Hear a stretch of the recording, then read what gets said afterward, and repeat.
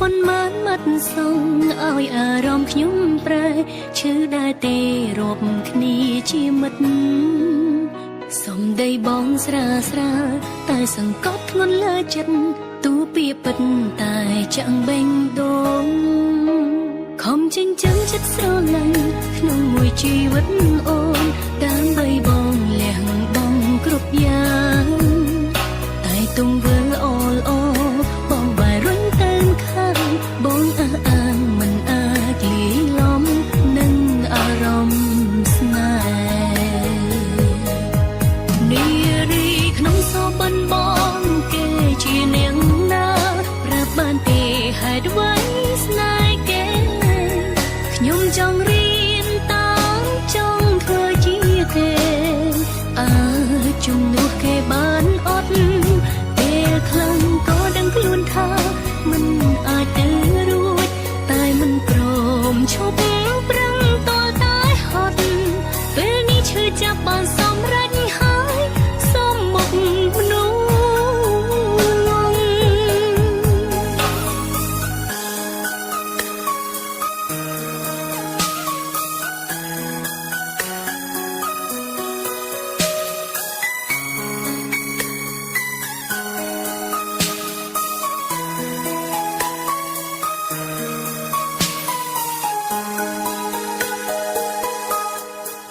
ពាក្យតែប៉ុន្មានមាត់សងឲ្យអារម្មណ៍ខ្ញុំប្រែ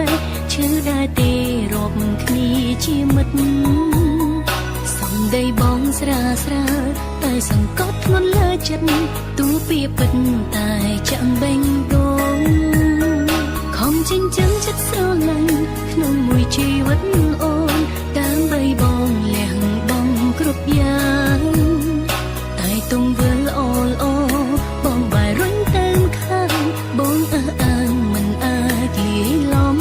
នឹងអារម្មណ៍ស្នេហ៍នារីក្នុងសបិនបងគេជានាងណាប្រាប់បានទេហេតុអ្វីស្នេហ៍គេខ្ញុំចង់រៀនតាមចង់ធ្វើជាគេជំនួសគេបានអត់ពេលខ្លាំងក៏ដឹងខ្លួនថាមិនអាចទៅរួចតែមិនព្រមឈប់ប្រឹងតតែហត់ពេលនេះឈឺចាប់បានសម្រេចហើយសុំមុខមនុស្សងង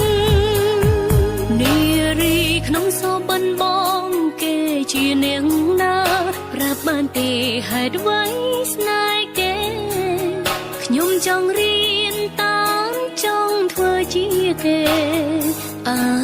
ជំនួសគេបានអត់ពេលខ្លាំងក៏ដឹងខ្លួនថាមិនអាចទៅ